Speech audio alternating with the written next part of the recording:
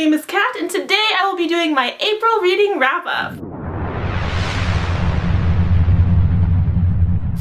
So I had a pretty busy April, but it was also a pretty good April. I participated in Camp NaNoWriMo this month and I won, which feels awesome. You should try it. I also did Vita last month. Vita, whatever. Vlog every day in April, or at least I did almost Vita. I missed a couple of days, but I'm still really happy with the amount of videos I put out. I think I made like 28 videos, and one of those was a 43-minute bookshelf tour, so I think I did pretty good. As far as reading for the month of April, I managed to get through 9 books, which I'm very happy about. That's the goal I set for myself, and I'm actually kind of surprised I got there with everything else I had going on this month. But fortunately for me, I was able to read some really great books that I just tore through, and that really helped me maintain my reading challenge. I'm actually 1 book ahead right now, which is really awesome, and I would like to stay ahead, though I'm not sure how much reading I'll be able to do in the next few days. I am going out of town this weekend, going camping and to this Northern California beer fest thing. Don't judge me, I'm an adult, I can drink beer. So yeah, I'm going to do my April wrap-up and my May TBR, and then I'm going to take a couple days off of vlogging and kind of the internet, because I'm going to be camping out of town, so I won't have internet access. But I have hired a private security firm to guard the books, so don't get any ideas. Anyways, let's get into the 9 books that I read in April. In March, I read The Lightning Thief, book 1 of the Percy Jackson and the Olympians series, so in April I started off by finishing that series. I read The Sea of Monsters, book 2, The Titan's Curse, book 3, The Battle of the Labyrinth, book 4, and The Last Olympian, book 5, and the final book in the series. I love these books. Oh my gosh, so much.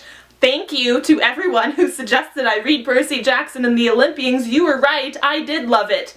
It was a fantastic series. It just kept getting better and better, and it was just so good. Percy is a fantastic main character. He's very funny, and the whole series is just very well written and engaging. There are very few, if any, slow moments in this series. It is just non-stop action and excitement, and it's such a cool fantasy concept, the Greek mythology going on. I love this series, and to answer a question that many of you have been asking me, yes, I definitely do plan to read the Heroes of Olympus series. Definitely. It's on the top of my list of books to buy. The next book that I read during April, I actually read in the middle of reading that series. I think I read this in between books 3 and 4. This book actually wasn't even on my TBR list. I didn't plan to read it. I actually just got it in my most recent haul, but due to some comments on that haul video, I decided to move it up to the very top of my pile because it just sounded amazing and I was so excited to get to it, and that book was Eleanor Park by Rainbow Rowell. And it totally did live up to my expectations. It was a fantastic book. Somewhere around page 70 or so, I just started grinning like an idiot while reading, and the grin just wouldn't go away. It's told from a third-person point of view, but from both Eleanor and Park's point of views. And I just loved watching their relationship transform and what they felt for each other. I could feel it like coming off the pages. It's just such a romantic, sweet, very well written book, and if you like contemporary romance, you need to read this. I definitely recommend it. It is wonderful and lovely and so sweet, and even though the ending did kind of make me go, what? Why? What?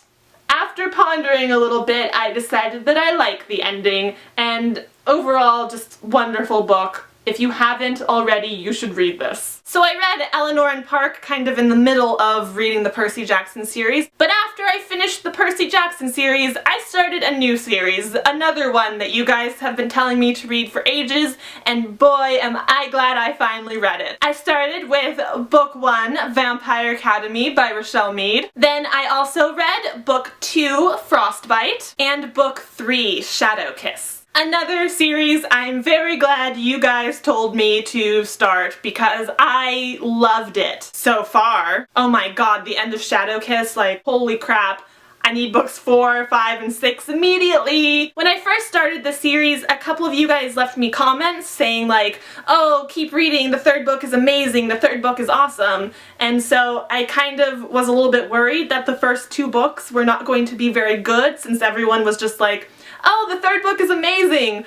But that was not the case. I actually really enjoyed the first and second books very much. However, I get what you're saying. The third book was spectacular. It was amazing. The first book, Vampire Academy, I really enjoyed. We get introduced to this awesome, really interesting vampire world. Like, I've never read vampires like this before. I love how the school is set up and the whole, like, culture of the vampires. However, I really want to know whose idea it was to include the first chapter of Spirit Bound at the end of this book. Like, this is book 1 in the series. Why are you giving me the first chapter of, what is that, book 4 or 5?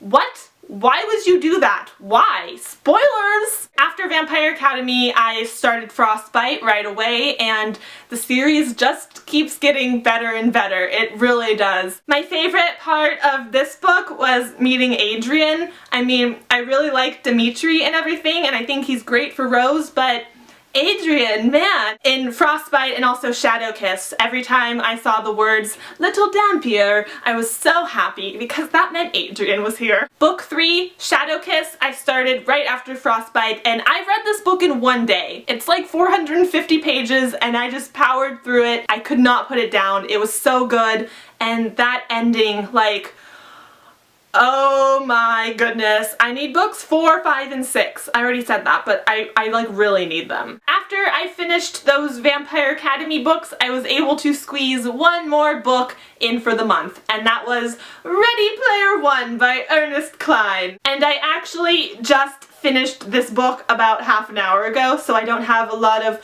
coherent thoughts on it, but overall, I loved it! Oh my gosh, it was amazing! Everything about it I loved. The characters, the concept, the pop culture references, all the like video game things, and how the Oasis internet is like a giant MMO. It was just so good! From both a reader and writer point of view, I loved this book. It was well structured, well told, and the story is just the right kind of story for me. I love sort of geeky sci-fi tech and video games and 80s pop culture and the internet, the giant MMO world of the story. It just is so awesome.